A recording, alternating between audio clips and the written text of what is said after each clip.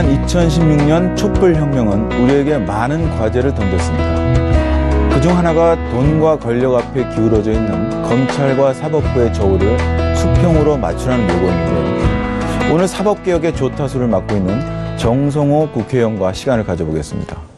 정의롭지 않은 사회에서 정의를 실현하기 위해 끊임없이 달려왔다는 그를 잠시 후 만나보시죠.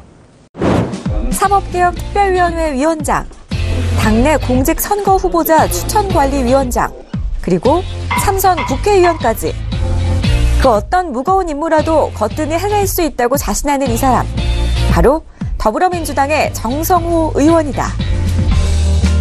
서울대 법대를 졸업하고 변호사 활동과 국회의원을 거치며 항상 정의를 가슴에 새기고 지낸다는 그 13년간 변호사와 시민운동가로 활동한 경험을 바탕으로 17대 처음으로 국회에 입성했다. 민주당 수석 대변인, 원내 수석부 대표, 국회 예산결산특별위원회 등을 거친 정 의원은 성실한 의정활동은 물론 정책과 협상의 달인으로 알려져 있는데, 공정하고 정의로운 사회를 만들기 위해 끊임없이 달리고 있는 그가 최근 막중한 임무를 맡았다. 바로 국회 사법개혁특별위원회 수장이 된 것. 어떤 자리에서든 결과물을 만들어내는 정 의원. 이번 역시 국민의 염원에 부응할 수 있을까? 열정과 행동으로 세상을 바꾸겠다는 의지의 정성호 의원을 지금 만나본다.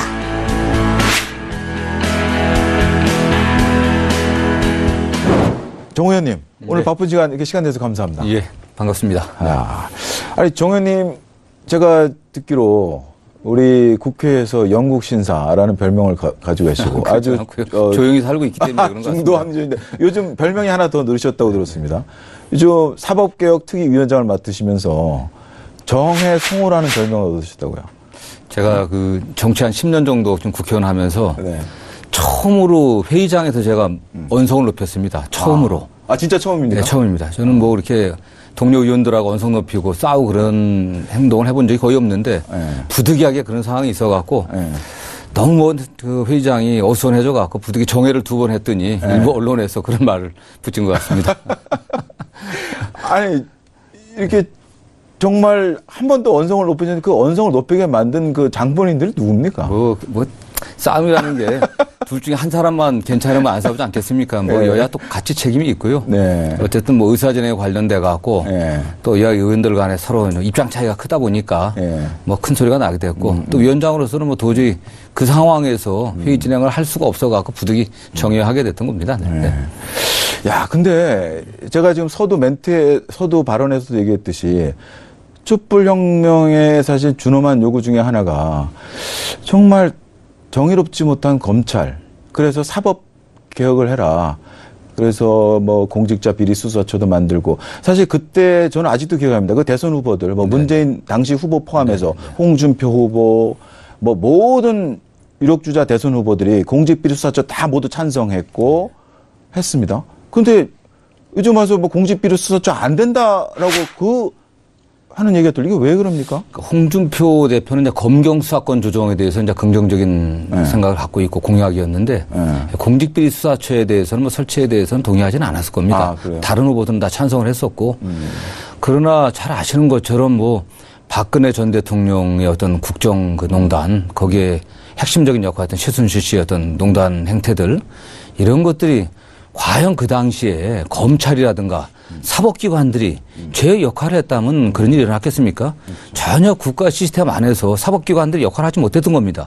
또 그 정점에 박근혜 대통령의 또 비서였던 우병우 민정수석 같은 사람들이 그런 면에서 사법기관들을 무력화시키고 국정농단을 방조하게 만들었던 거죠. 국민들이 그걸 보면서 정말 나라가 제대로 되려고 하면 국가가 시스템이 제대로 돌아갈 수 있게 감시하고 부정부패 비리를 척결하는 그런 기관들이 필요하다.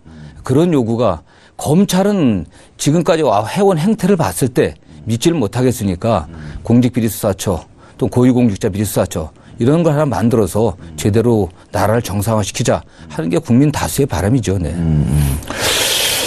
자, 그러면 지금 제가 자유한국당이 그 공직비리 수사처 필요 없다.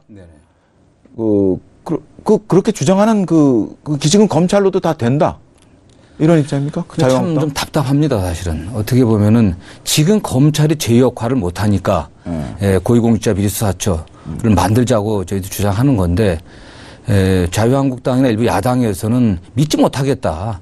이 고위공직자 비리수사처도 결국 핵심들이 수사인데 그게 검사들이 가서 해야 될 텐데 그 검사들이 똑같은 행태를 보일 게 아니냐. 지금 뭐 홍준표 대표 같은 분은 검찰이 권력의 주구가 돼 갖고 또 망나니 칼춤을 추고 있다 이런 말씀을 하고 계십니다. 그런데 그 권력에다가 칼을 또 하나 주는 게 아니냐 이렇게 주장을 하는데 저는 그렇다면은 그래서 그걸 믿지 못해서 만들지 못한다고 하면은 그냥 지금 검찰 이대로 둘 거냐 말입니다. 그건 아니지 않습니까?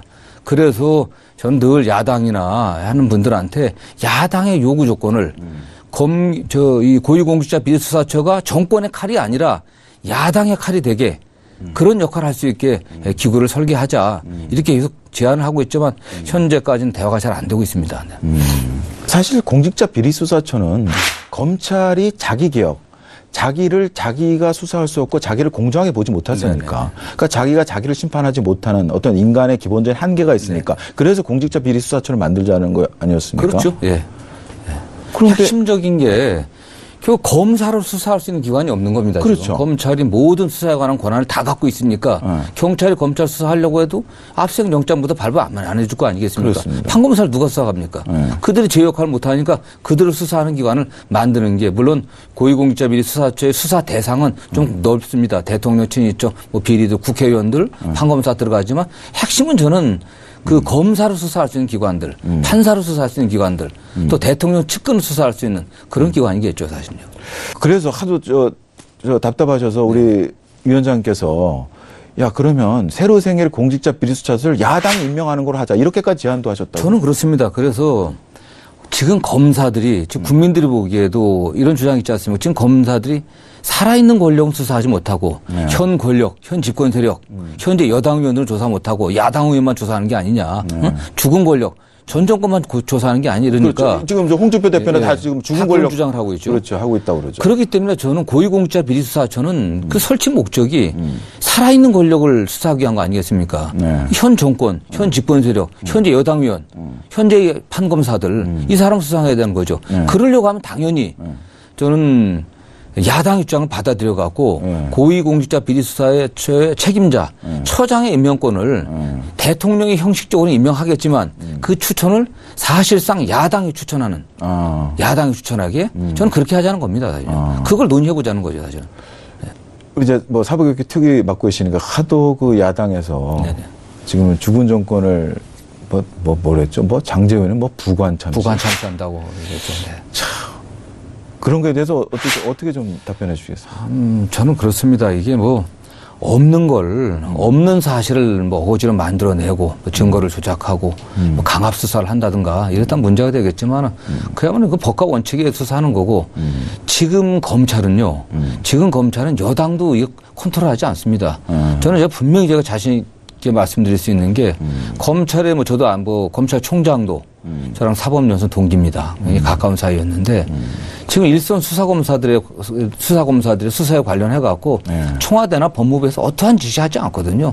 그들이 나름대로 갖고 있는 원칙을 갖고 또 증거에 의해서 수사하는 거기 때문에 이게 부관 참시다 아니다 뭐 이렇게 얘기해서 문제는 아닌 것 같아요.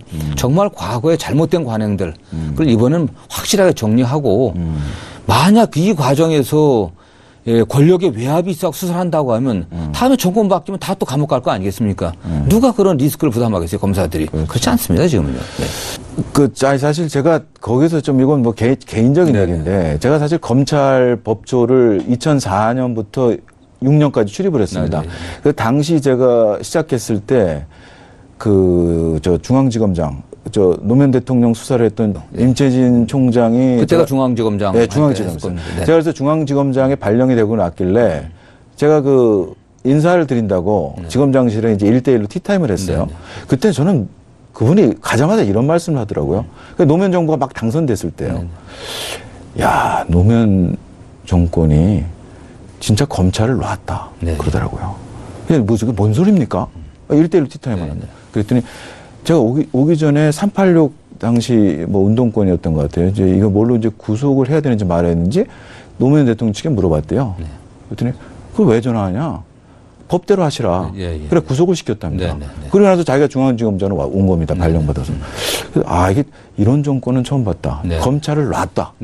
그러더라고요. 그때 노무현 대통령 확실히 그런 의지가 있었죠. 그래갖고서 그때 검사들이 정말 노무현 대통령의 그런 순수한 뜻을 제대로 이해하고 검찰 독립의 의지를 확실히들 갖고 제대로 했다고 하면 그 이후에 전임 대통령 두 분이 감옥에 가는 그런 사태가 벌어지지 않았겠죠.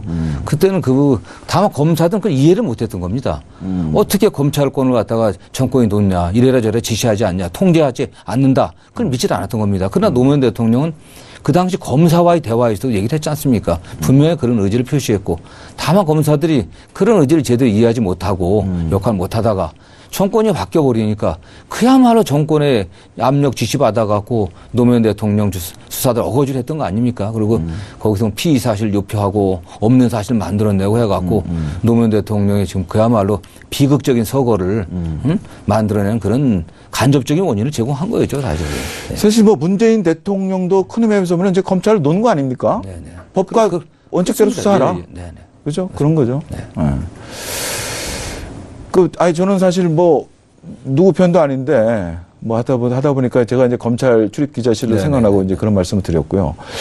자, 그리고 또 하나 이제 우리 사법개혁 특위에서 하는 게 이제 검경 수사권 조정 문제 아닙니까? 지금 이거는 지금 문무일 총장이 얼마 전에 국회에 나와서 검찰의 수사 지휘권을 계속 유지하는 게 우리 국민의 인권을 위해서 바람직하다 이렇게 말씀하셨죠. 그거는 어떻게 조금 이 여당하고 결이 좀 다르죠. 그래서 조금 약간 차이 있겠지만 어쨌든 검찰이 갖고 있는 수사 권한의 일부를 경찰로 넘겨줘야 된다는 건 되게 공감된 데 있습니다. 왜냐하면 지금 일반 형사 사건 같은 경우는 한 9% 정도가 경찰이 다 1차 수사합니다. 그런데 그 모든 사건에 대해서 검찰이 다 수사지휘를 할 수도 있거든요. 그러나 지금 대부분의 형사사건 현실적으로 경찰들이 하고 있고 실질적으로 검찰이 수사지휘하는 사건은 극히 일부입니다. 이미 현재 상태에서도. 그렇기 때문에 그걸 제도적으로 보장해갖고 경찰의 수사 권한을 좀 높여주고 대신 그거에 대응해갖고 경찰이 자기 멋대로 해서는 안 되지 않습니까? 그걸 사법적으로 통제할 수 있는 최종적으로 기소해갖고 공소 유지해갖고 법원에서 유무죄의 판결을 받아야 될 그 책임은 검찰에 있으니까 그에 대한 사법 통제권은 검찰이 갖고 있어야 된다. 그런 원칙을 좀 얘기한 거고요. 다만 거기서 이제 구체적으로 들어가면 몇 가지 문제점들이 있습니다. 사건을 경찰에서는 혐의가 없는 사건들, 기소되지 않은 사건들 우리가 그냥 여기서 정리를 하겠다. 그리고 기소될 사건만 검찰에 넘기겠다 얘기를 하는데 검찰은 그래서는 안 된다. 경찰이 또 제대로 수사를 안 해갖고 기소해야 될 것 거기서 끝낼 수도 있으니까 전권을 다 넘겨서 다 넘겨서 거기서 한번 더 보자. 이렇게 해야 된다는 또 그래야만 또 국민의 어떤 기본권 침해가 좀 적어질 수 있다 이런 얘기도 있고요. 하여튼 복잡한 문제는 많습니다. 근데 세부적으로 들어가면.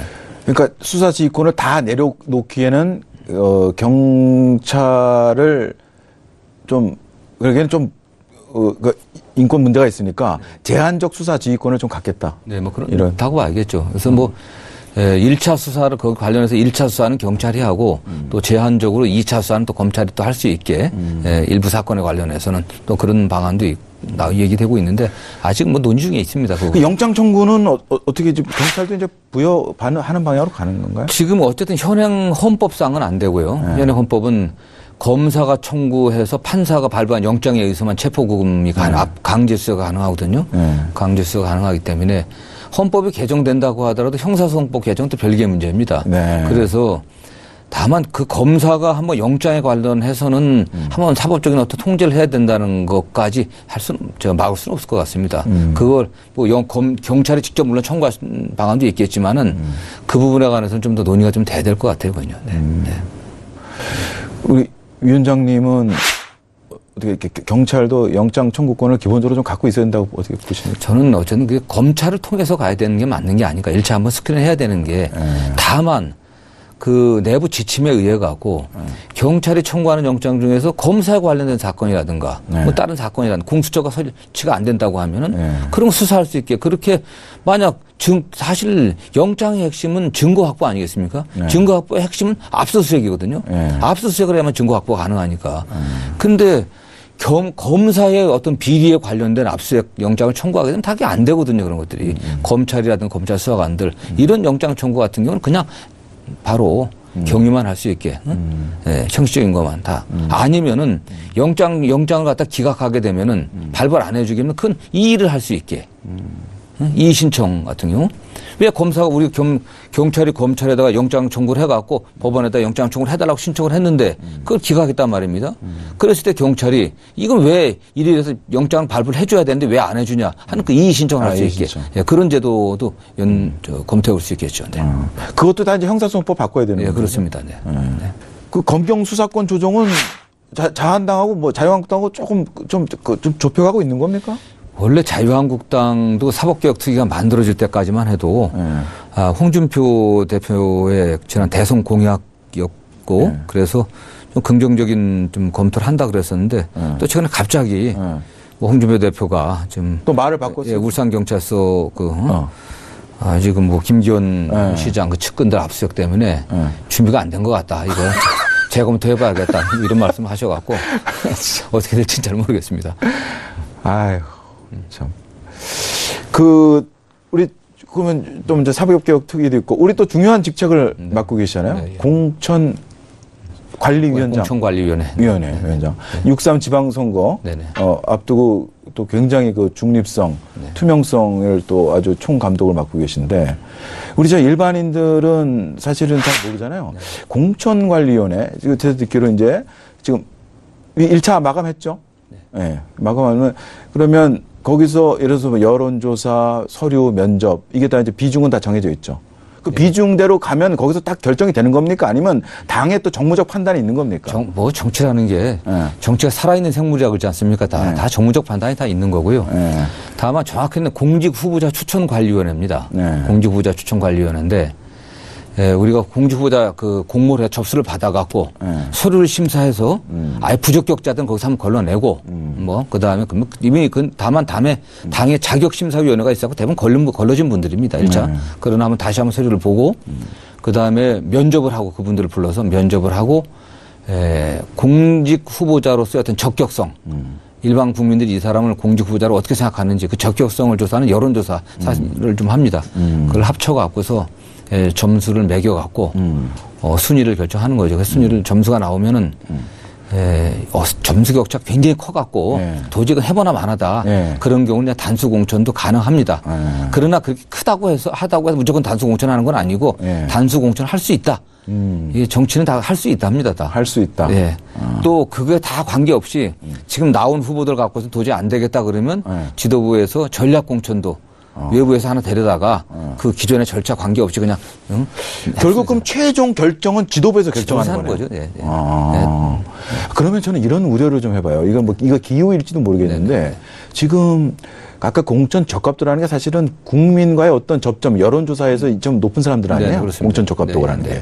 그러면 지금 어쨌든 지금 현재의 단면으로 보면 서울 같으면 박원순 시장이 좀 굉장히 2위와의 격차 크고 또 경기도는 우리 저 촛불혁명의 라이징 스타 이재명 시장이 또 압도적이란 말이에요. 그러면 혹시 박원순 이재명 시장은 내가 당연히 속으로 내가 뭐 이번에 당연히 공천 받아야 되는 거냐? 근데 당 지도부가 예를 들어서 무슨 개파 논리에서 확 바꿔버렸다.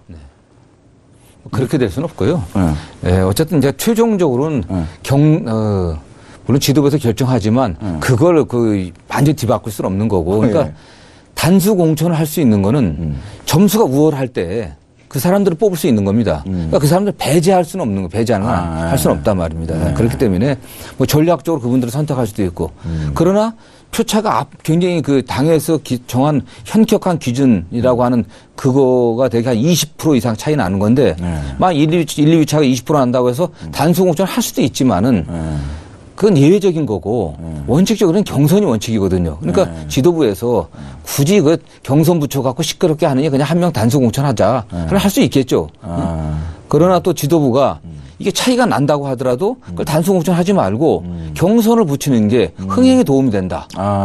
흥행에 도움되고 이 경선에서 그 탈락하는 사람들 반발은 무마할 수 있지 않습니까? 그럼 경선에 붙여라. 경선에 붙이면 경선에 붙일 수도 있는 거죠, 사실. 그럴 때 그런 거는 되게 지도부가 사전 조율을 좀 거쳐갖고 그렇게 해야 되겠죠. 그래야 시끄럽지 않고. 그렇게 돼서 2명이나 3명으로 압축되면 경선을 하는 겁니다. 경선은 그 일반 국민들 상대로 한 여론조사가 50%, 예. 권리당원을 상대로 한 여론조사 50% 합쳐갖고 딱 그러면 그냥 나오는 거니까 여론조사 공정하게 해서 그래서 1등 되는 사람이 저 후보로 가는 거죠. 네. 그렇군요. 야, 이 당 공천관리위원장 이거 굉장히 그 엄정성과 중립성이 요구되는데 우리 저 정성호 의원님 그 신망에 역시 두텁다는 걸 이번에 다시 또 그게 아니고요. 그건 전혀 아니고 제가 뭐 모르겠습니다. 그렇게 봐주시면 감사한데 네. 이게 욕먹는 겁니다. 사실은. 이 후보자가 되는 분은 잘해야 본전입니까? 그렇죠. 본전 자리가 어렵죠. 왜냐하면 후보가 7명인데 그중에 후보 되시는 분은 당연히 내가 잘났으니까 후보 된 거고 떨어진 분들은 저 공관위에서 저 공정하지 못해갖고 떨어졌다. 된 분은 잘라도 된 거고 안 된 분은 뭔가 좀 이상하다. 그렇죠. 그래서 이게 본전 차리기가 어렵습니다. 사실은 욕먹는 자리인데 제가 당에서 평소 크게 모나지 않게 조용하게 살아와갖고 저는 기본적으로 의정 활동을 너무 나댄다거나 뭐 연예인처럼 또 예능인처럼 뭐 막 그렇게 해서는 안 된다고 저는 생각하는 사람인데 조용하게 내가 생각하는 입법이라든가 의정 활동 또 예산 뭐 심사 이런 데 조용히 일해야 된다는 게 제 평소 소신입니다.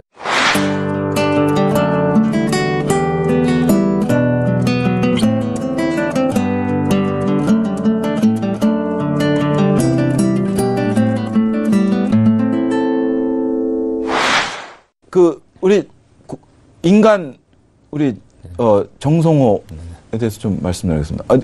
이게 변호사 네, 변호사 사법 시험 합격하시고 예, 제가 86년도에 시험 합격해갖고 사법연수원 18기인데 지금 이제 검찰총장 이제 저희 동기고 문밀 총장이 예.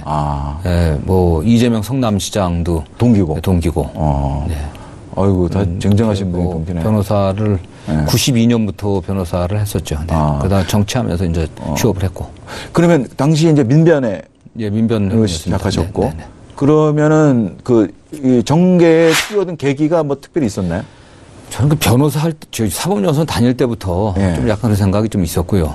정치에 대한 관심이 있었고, 그 연수원 다니면서 친구들과 공부하면서 뭔가 그래도 그 당시는 또 과거 군사독재 시절 아니었습니까?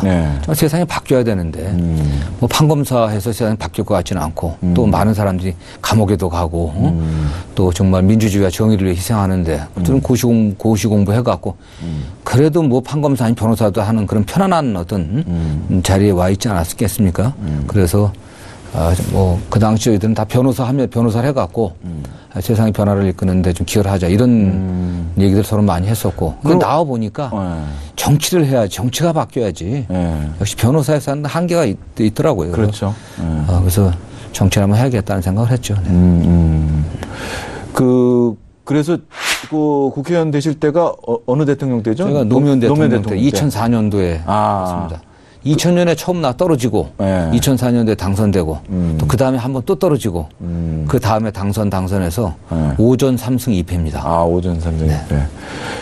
그 양주에서 그러면 그러니까 처음 당선되고 한번 떨어졌다가 다시 두 번째 당선되시고 뭐 이제 3선 되면은 어느 정도 이제 길이 좀 잡히는 거 아닙니까? 그 양주 지역이 굉장히 보수적인 지역입니다. 다만 지금은 아파트 신도시가 들어서면서 인구 구성이라든가 여러 가지 성향들이 좀 바뀌긴 했는데 제가 그 좀 굉장히 제 지역과 독특해요. 1948년도에 국회의원 선거 시작된 이래 국회의원은 그 지역에서 3번 한 분이 없었습니다. 그 지역에서. 이번에 그 기록에 도전하신 제가 처음 3번 된 겁니다. 그래요? 네, 다 그 지역에 2번 한 분이 다 한 거예요. 한 번, 2번은 다 바꾸는 거예요. 그래서 제가 처음 3번 했고, 또 더군다나 민주당, 제가 김대중 대통령께 공천장을 받고 정치 시작을 했는데, 소위 말해 이쪽 계열, 민주당 계열로서는 제가 또 처음 된 겁니다. 처음 돼서 삼선까지 돼서, 어쨌든 많은 책임감을 느끼고, 열심히 하고 있습니다. 지금 국회의원들이 이렇게 어떤 큰 좋은 뜻, 나라를 위해서 하겠다고 가잖아요. 네네. 그럼 왜 가면은 왜 이렇게 지금 사개특위도 그렇고 왜 이렇게 쌈질하고 왜 이렇게 하고 왜 그러는 거예요? 그러니까 근데 국회가 기본적으로 네. 이 어느 나라나 네. 국회에 대한 신뢰도가 많은 국가기관 중에서 제일 낮습니다, 되게. 왜냐하면 국회는 또 싸울 수밖에 없거든요. 왜냐하면 민주주의 국가니까 획일적이지 않지 않습니까?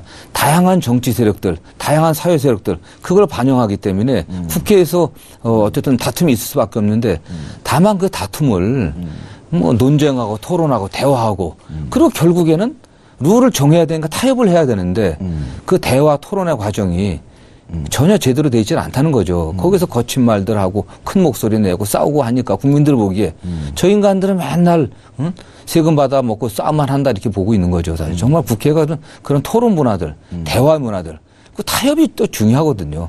결국엔 여야 간에 타협을 해야 됩니다.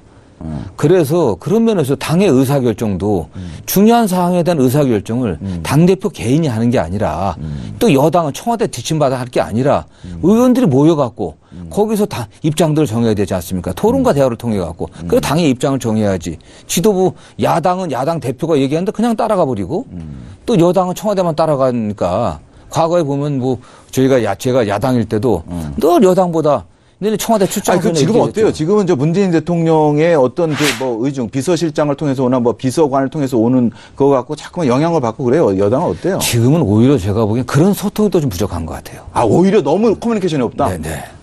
그게. 사실 정부와 여당이 좀 더 물론 뭐 지금 당 지도부나 청와대에서는 소통을 충분히 한다고 하는데 저는 좀 부족한 게 아닌가 하는 생각이 듭니다. 좀 더 충분히 소통하고 당과 정부가 당정 협의도 좀 긴밀하게 결정해놓고 통보할 게 아니라 정부가 결정해 통보할 게 아니라 사전에 어떤 정책을 뭐 경제 정책이든 예를 들어 부동산 정책 같은 거 발표하거든 굉장히 파급력이 크지 않습니까? 그걸 국토부라든가 관계기관 회의에서 딱 결정해놓고 여당에도 통보할 게 아니라 그걸 사전에 국회의원들은 현장에 가면 그 정책이 어떻게 반향을 일으킬지를 알거든요. 짐작을 하거든요. 그럼 그런 걸 다 고려해갖고 그런 다음에 발표하는 그런 긴밀한 소통이 더 필요하죠, 오히려. 그게 좀 부족하다고 봅니다. 아, 네. 그래요? 네. 시간이 훌쩍 갔는데 마지막 질문으로 우리 정 위원장님. 네. 그 앞으로 짧게 개인적인 포부를 할까? 뭐 이렇게 의정 활동하겠다. 앞으로 뭐 한 말씀 해 주시면.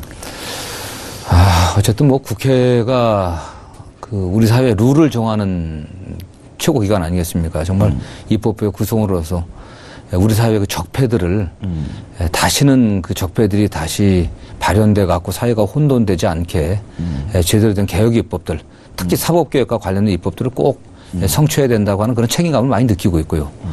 또 개인적으로 또 지역구 의원으로서 경기 북부 지역이 굉장히 낙후되어 있습니다. 또 저발전되어 있기 때문에 경기 북부에 어떤 기반 시설들을 만들고 이 국가 안에서 어느 지역은 발전하고 경기도라고 해서 경기도라고 해서 규제받는데 경기 북부는 그동안 아무런 발전이 안 돼 있었거든요. 그래서 경기 북부 전체에 대한 어떤 국가적인 관심을 좀 이끌어내고 지역 균형 발전을 이루는 데 좀 역할을 해볼까 그런 생각을 하고 있습니다. 네. 정 의원님 아주 건승하시기 기원하게 드리겠습니다. 네, 우리 서울경제TV도 네. 또 늘 또 건승하고 네. 우리 이 국장도 하여튼 좋은 일 많기 기원하겠습니다. 아유, 감사합니다. 네. 유전무죄, 무전유죄의 세상을 없애고 정의가 우선이 되는 사회, 무엇보다 원칙과 상식이 통하는 사회가 되길 바라는 마음, 모두의 희망일 텐데 정성호 의원이 위원장을 맡고 있는 이번 사법개혁특별위원회가 정의로운 사회로 나가기 위한 국민의 염원의 주춧돌이 되기를 기원해봅니다. 오늘 여기서 인사드리고 다음 시간에 찾아뵙겠습니다.